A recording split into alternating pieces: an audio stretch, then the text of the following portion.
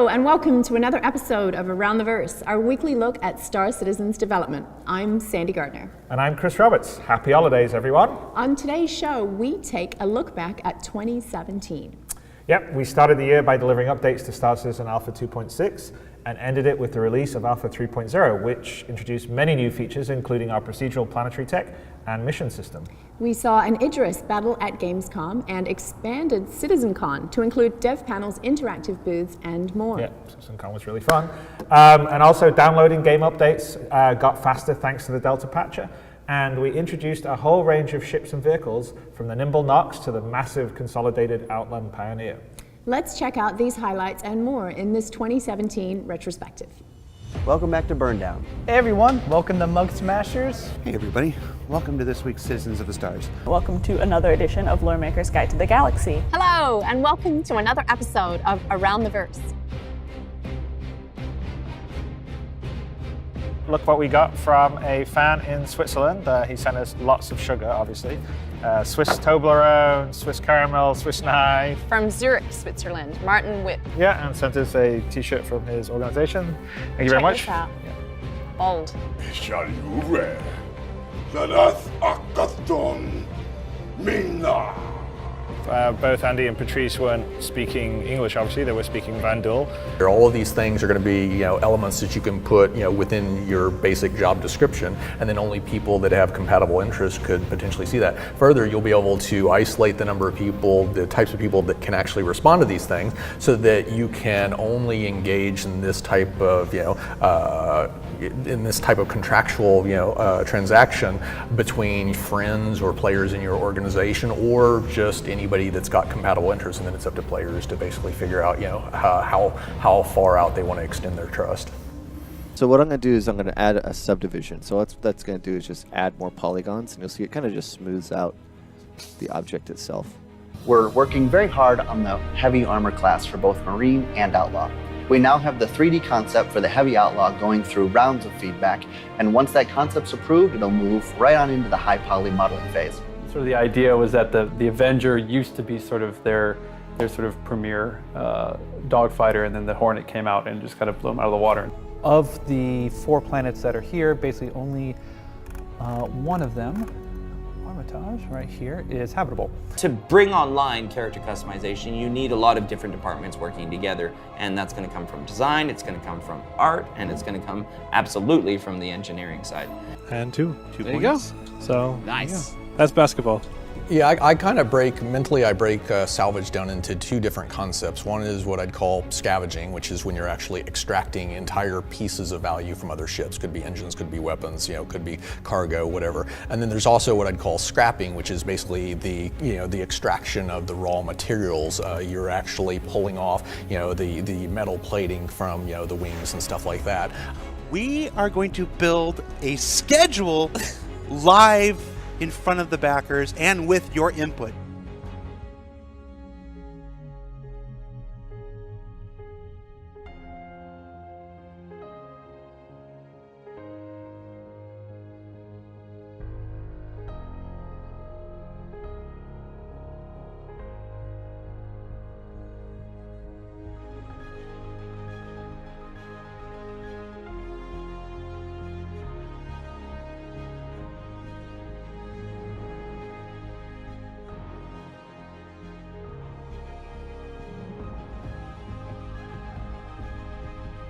If we want to make a stealth bomber, it needs to have echoes of other ships, like the B-2 bomber, and then I just got to to run with it.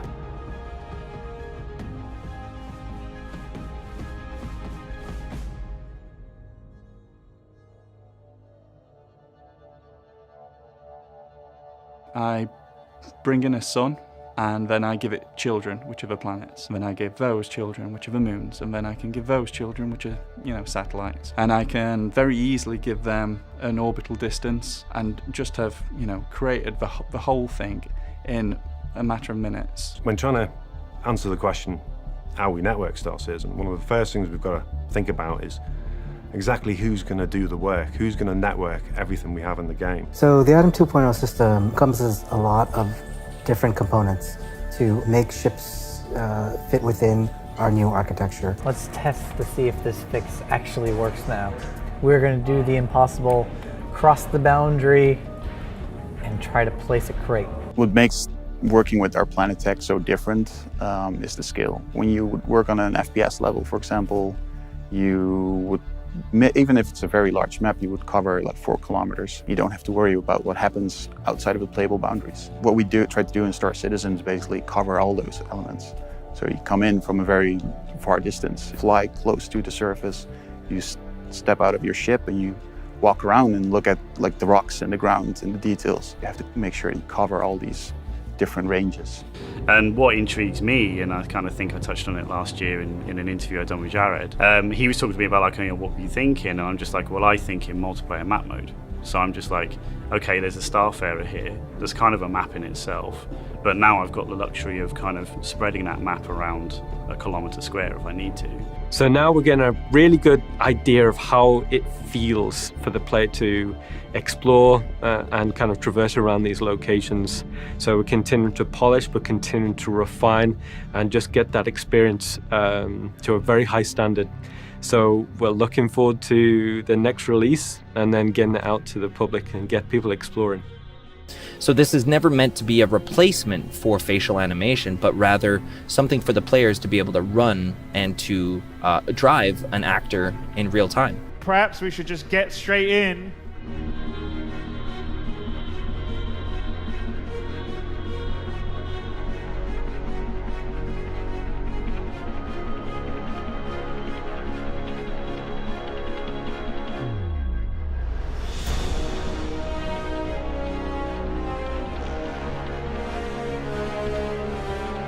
My personal taste is that I want key NPCs at a given location, for example, to have real backstories and well thought through motivations and reasons for being there in the first place. The audio component drives the animation of the character for the breathing. That is going to sync, so the audio will sync with the actual animation of the character breathing, and also on the Mobiglass you've got the heart rate monitor, and we will be syncing with that as well. Hey, hello Frankfurt! You have situations where it's possible, and what you'll see throughout the day today, where you could be on a mountain, on a planet that potentially nobody else has been on before. Basically, the first moment of being tasked with creating a civilization, there was one question that sort of popped into my head immediately. Basically, it was a very simple question of who are they?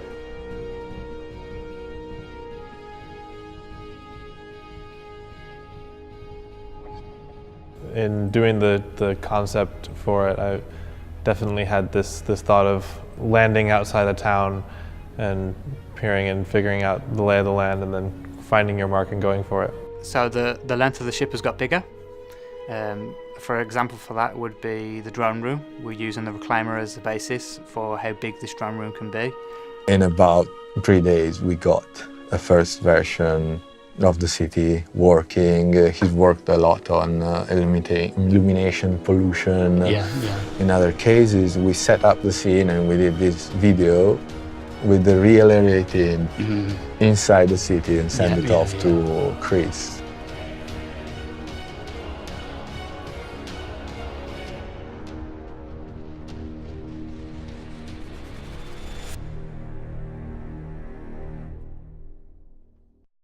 So there you go. That's all for today's episode. Thanks to everyone, fans and devs alike, who helped make 2017 such a success. Our devs will be back to work next week, ready to make 2018 just as memorable. If you missed out, you can visit our website to check out the latest Squadron 42 gameplay and enlist to receive the newsletter. You can also read up on the Tumbril Nova. There's a brochure on the sales page highlighting its distinguished and deadly history. If you're interested in adding this heavy battle tank to your fleet, it will be on sale until Monday, January 15th. Yes, it will be. And thanks to all our subscribers. Your support is essential to keeping people updated on the game, and we couldn't produce our shows without you. Be sure to vote in our subscriber poll to voice your opinion on perks. And thanks to all of our backers, this journey is only possible because you believe in the game's vision. Thank you very, very much for your support. Yeah, thank you very much. So until next week, we'll see you around the verse.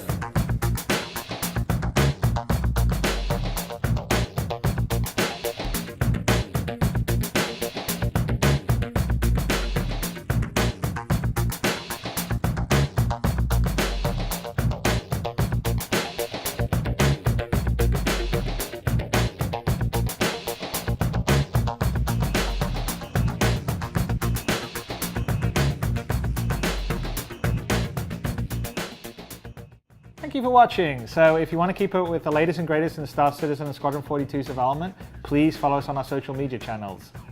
See you soon.